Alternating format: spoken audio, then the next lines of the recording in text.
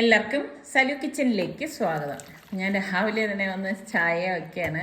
കാരണം ഇന്ന് ഒരുപാട് ജോലികൾ ഉള്ള ഒരു ദിവസമാണ്. എന്താണെന്നുള്ളത് ഞാൻ വഴിയെ പറഞ്ഞുതരാം. അതുകൊണ്ട് തന്നെ ആകെ തിരക്കും കൂടിയായിട്ടുള്ള ഒരു ദിവസം കൂടിയാണ് ഇന്നത്തത്. ഇപ്പം ഞാൻ വന്നപ്പോഴേക്കുണ്ട സൂര്യൻ ഉദിച്ചു പൊങ്ങി. കാരണം ഞാൻ വെള്ളം എല്ലാം തിളപ്പിച്ച ശേഷമാണ് ഇപ്പോൾ വന്നത്. രാവിലെ വന്നപ്പോഴേക്കും സൂര്യനൊന്നും വന്നിട്ടില്ല. അൻസാറിക്ക് ഇവിടെ തുണിയൊക്കെ വിരിച്ചിടയാണ്. ഇതെല്ലാം അൻസാറിക്കയുടെ തുണിയാണ് കേട്ടാ.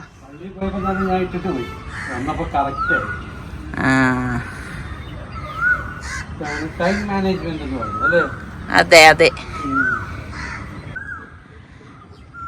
ഇപ്പോഴേ നമ്മൾക്ക് രണ്ടുപേർക്കിടയിൽ ഒരു സംഭവം ഉണ്ട്. എന്താണെന്ന് പറയാവോ? അത് ശരിയാണ്, സംസാരിക്കാനുള്ള സമയം കിട്ടുന്നില്ല അല്ലേ?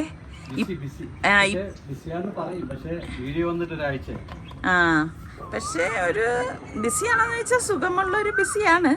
എങ്കിലും നമ്മളിങ്ങനെ ഒരേപോലെ ഇങ്ങനെ നടന്നിട്ടേ പിന്നെ സംസാരം കുറയുമ്പോൾ ഇച്ചിരി വിഷമം ഇല്ലാതില്ല കേട്ടോ. എനിക്ക് സംസാരിക്കാൻ കൊണ്ടാന്ന് എനിക്ക് അറിയത്തില്ല.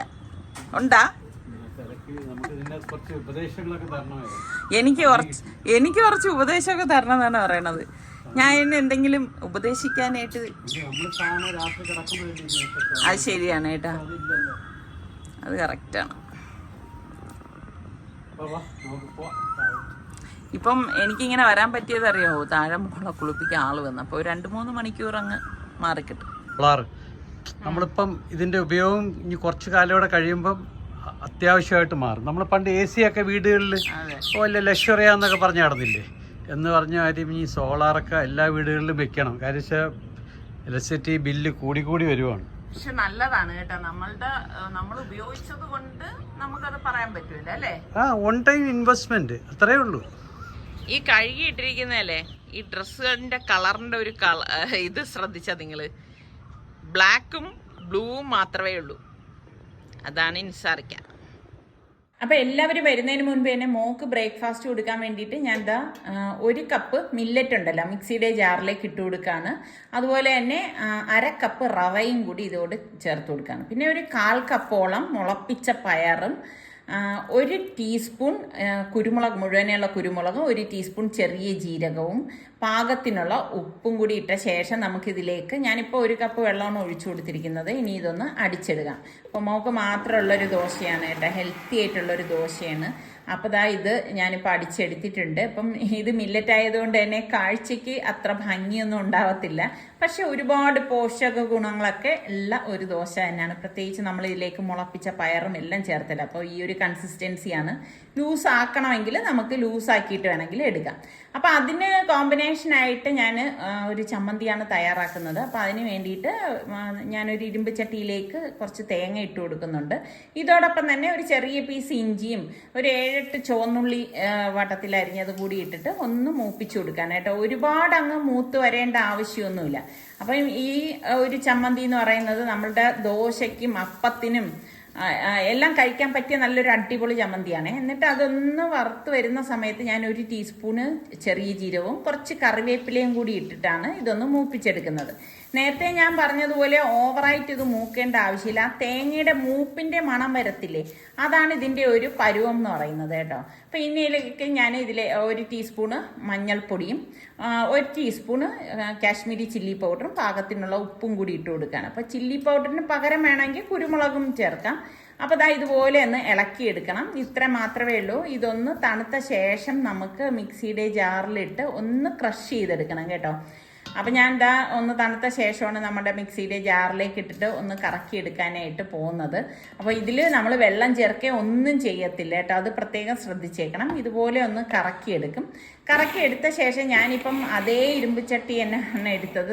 ഈ ഒരു പരുവത്തിലാണ് കിട്ടുന്നത്. അതിലേക്ക് 1 ടീസ്പൂണോളം വെളിച്ചെണ്ണ ഒഴിച്ചിട്ടുണ്ട്. ഇതിലേക്ക് നമുക്ക് കടുകിട്ട് പൊട്ടിച്ചു കൊടുക്കാം. പിന്നെ 2-3 വറ്റൽമുളകും കുറച്ച് കറിവേപ്പിലയും കൂടി ഇട്ട ശേഷം നമ്മൾ ഈ ക്രഷ് ചെയ്ത് വെച്ചിരിക്കുന്ന തേങ്ങയില്ലേ അത് ഇതിലേക്ക് ഇട്ടിട്ട് ജസ്റ്റ് ഒന്ന് ചൂടാക്കി എടുക്കണം.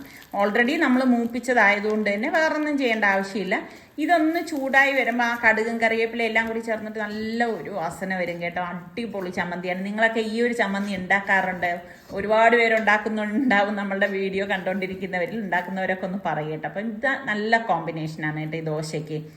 അപ്പം ഞാൻ അത് റെഡിയായപ്പോഴേക്കും അടുത്ത ദോശ ചുട്ടെടുക്കുകയാണ്. ഞാൻ പറഞ്ഞില്ലേ, ഇത് കാണാനൊന്നും അത്ര ഭംഗിയൊന്നും ഇല്ലെങ്കിലും ഹെൽത്ത് വൈസ് നോക്കുകയാണെങ്കിൽ വളരെ നല്ല ഒരു ദോശയാണ് ഈ ഒരു ദോശ. അപ്പോൾ എല്ലാവർക്കും കഴിക്കാവുന്നതാണ്.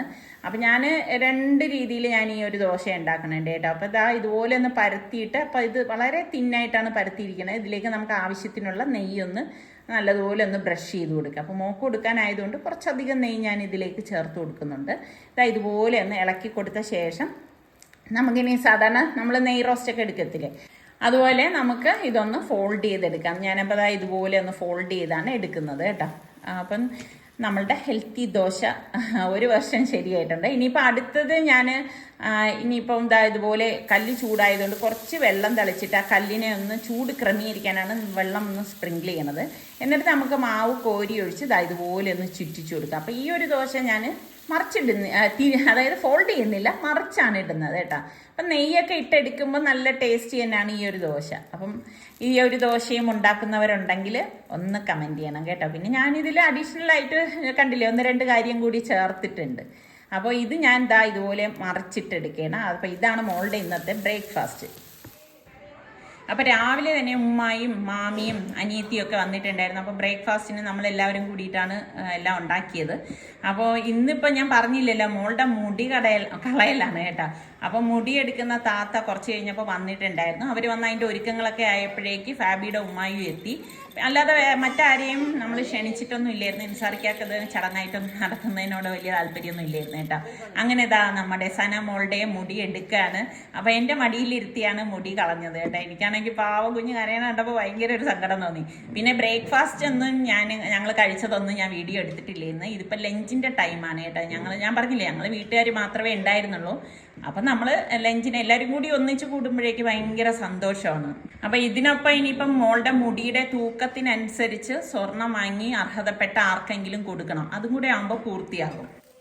ഇവിടെ ആണെങ്കിലുണ്ടല്ലോ, ആരെങ്കിലും വന്നു കഴിഞ്ഞപ്പോൾ പ്രസവിച്ച് മോള് കിടക്കുന്നത് കൊണ്ട് തന്നെ ഒരുപാട് വിസിറ്റേഴ്സൊക്കെ വരുന്നുണ്ട്. അപ്പം അങ്ങനെ വരുമ്പോഴേക്ക് കൂടുതൽ ഞാൻ ടാങ്കിനെയാണ് ആശ്രയിക്കുന്നത് കേട്ടോ, ആ ഉച്ച സമയമൊക്കെ ആകുമ്പോഴേ. അപ്പം നിസാറിക്കാണെങ്കിൽ ഒട്ടും ഇഷ്ടമില്ല കേട്ടോ ഇങ്ങനെ വരുന്നവർക്ക് അങ്ങനെ ടാങ്ക് ഒന്നും കലക്കി വെക്കുന്നതിനോട്. അപ്പം നിസാറിക്ക തന്നെ ചെന്ന് ഗ്രേപ്സും പൈനാപ്പിളും ഇതൊക്കെയോ വാങ്ങിയിട്ട് വന്നിട്ട് നിസാറിക്ക തന്നെ കഴുകിയൊക്കെ എടുക്കണം കേട്ടോ. കാരണം ഞാൻ ഭയങ്കര തിരക്കായതുകൊണ്ട് എന്നെ ബുദ്ധിമുട്ടിക്കണ്ട എന്ന് വിചാരിച്ചിട്ട് എല്ലാം നിസാറിക്ക തന്നെ അതിൻ്റെ രീതിക്കൊക്കെ ചെയ്തു വെക്കാണ്.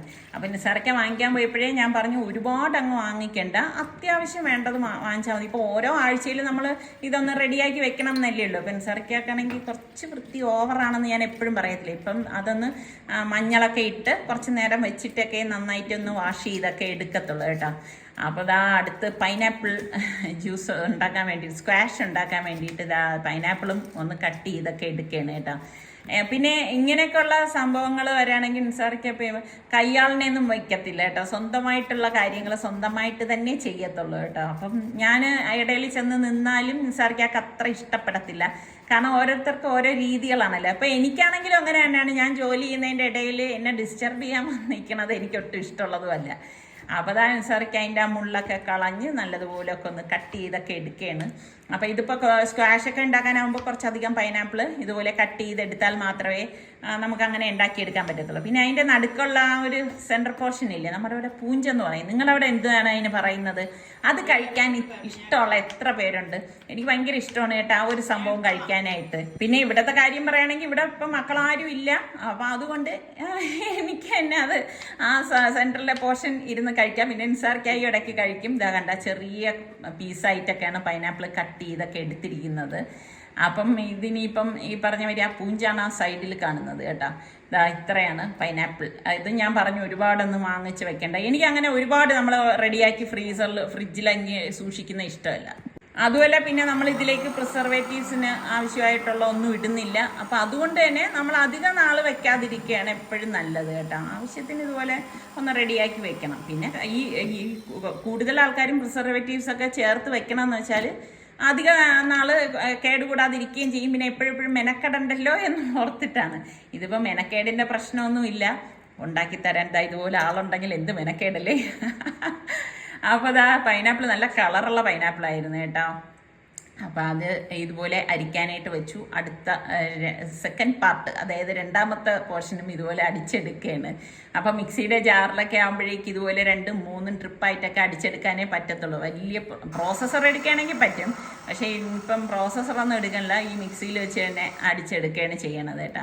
അപ്പോൾ അടിച്ചെടുത്ത പൈനാപ്പിളിനെ ഇതുപോലെ അരിപ്പയിൽ ഞാൻ നേരത്തെ കാണിച്ചതുപോലെ തന്നെ അരിച്ചൊഴിച്ച് അതിൻ്റെ ആ ചണ്ടിയൊക്കെ ഒന്ന് മാറ്റിയിട്ടാണ് നമ്മൾ പിന്നെ ഇത് സ്ക്വാഷ് ആക്കണത് കേട്ടോ. അപ്പം ഈ അരിച്ചെടുക്കണതാണ് അടുത്തൊരു ജോലി. അപ്പോൾ അഴേക്ക് മഞ്ഞളൊക്കെ പിടിച്ച് നമ്മുടെ മുന്തിരി ഒരു പരുവത്തിലെത്തി. അതിനെയൊക്കെ ഒന്ന് കഴുകി എടുക്കുകയാണ്. സാറൊക്കെ മുന്തിരിയൊക്കെ കഴുകി വെടുപ്പാക്കി എടുക്കുകയാണ്. പിന്നെ മുടി കളയുന്നതിനെ കുറിച്ച് പറയാൻ ഞാൻ അന്ന് പറയണമെന്ന് വെച്ചിരുന്നതാണ്. കാര്യം വെച്ച് കഴിഞ്ഞാൽ ഇതിന് പല കമൻസുകളും വന്നുകൊണ്ട് അക്കീക്ക് കൊടുക്കേണ്ട ഇങ്ങനെയാണ് മറിച്ചാണെന്നൊക്കെ പറഞ്ഞുകൊണ്ട്. പക്ഷേ ഇതെല്ലാം സുന്നത്തുകളാണ്. സുന്നത്തുകൾ എന്ന് പറഞ്ഞാൽ അത് ഓർഡർ തന്നെ ആവണമെന്നില്ല, പക്ഷേ ഇത് നമ്മളെല്ലാം ചെയ്തിരിക്കണമെന്നുണ്ട്. പെൺകുട്ടികളാണെങ്കിൽ 1 ആട്, അല്ലെങ്കിൽ ആൺകുട്ടിയാണെങ്കിൽ 2 ആട് ഇങ്ങനെ അക്കീക്ക് കൊടുക്കണം. മുടി കളയുമ്പം മുടി കളഞ്ഞിട്ട് ആ മുടിയുടെ തൂക്കത്തിന് വെള്ളിയോ സ്വർണ്ണമൊക്കെ കൊടുക്കണമെന്ന് പറയുന്നുണ്ട്. ഇതൊക്കെ അത് അത്രയും പ്രോസസ്സ് ചെയ്യണം. അത് 40 മുമ്പ് മുടി കളഞ്ഞിരിക്കണം. ചിലവർ 7 കളയും, 14 കഴിയുമ്പോൾ അതൊക്കെ നമ്മൾ ഇതൊക്കെ ഒരു ആചാരങ്ങളാണ്. അപ്പോൾ നമ്മളത് ചെയ്തിരിക്കണം. സുന്നത്ത് നമ്മളെല്ലാം പരിപാലിക്കണം. ഫർദാണെങ്കിൽ ഈ പറഞ്ഞ പോലെ തർത്തീബ് പോലെ ചെയ്യണമെന്നുണ്ട്. എന്തായിരുന്നു പറഞ്ഞു നമ്മളാ പൈനാപ്പിൾ പാത്രത്തിലേക്ക് ഒഴിച്ചു. അതിനിപ്പം ഒന്ന് ആ പാത്രം വടിച്ച് അതിലേക്ക് ഒഴിക്കാനായിട്ടാ. ഒട്ടും ഒന്നും വേസ്റ്റ് ചെയ്യാൻ പാടില്ല കേട്ടാ. അല്ലാതെ നമുക്ക് സ്റ്റൈലിഷിന് വേണ്ടി അതങ്ങ് മാറ്റി വെക്കാന്ന് പറഞ്ഞാൽ ശരിയല്ല. അപ്പൊ പാകത്തിന് പഞ്ചസാര അപ്പൊ ഞാൻ നിസാർക്ക് അടുത്ത് പറയുന്നുണ്ട് പഞ്ചസാര കുറച്ച് മതിയെന്ന്. നിസാർക്ക് കേൾക്കുന്നില്ല. പഞ്ചസാരയൊക്കെ ഇട്ട് ഇളക്കി എടുക്കുക. ഇതിന്റെ ബാക്കി കാര്യങ്ങൾ അടുത്ത എപ്പിസോഡിലാണ്. ഇതിപ്പം ഇതിന്റെ പ്രോസസ്സും ബാക്കി കാര്യങ്ങളൊക്കെ ഉണ്ട്. നമുക്ക് ഇനി അടുത്ത എപ്പിസോഡിലേക്ക് അയക്കാം അല്ലേ. അപ്പൊ ഇഷ്ടപ്പെട്ടാൽ നിങ്ങൾ ലൈക്ക് ചെയ്യണം, ഷെയർ ചെയ്യണം. സബ്സ്ക്രൈബ് ചെയ്യാത്തവരുണ്ടെങ്കിൽ സബ്സ്ക്രൈബ് ചെയ്യണം. അപ്പൊ എന്തായാലും നമുക്ക് അടുത്ത് നല്ല അടിപൊളി റെസിപ്പിയോ അല്ലെങ്കിൽ വ്ളോഗുമായിട്ടൊക്കെ കാണാം.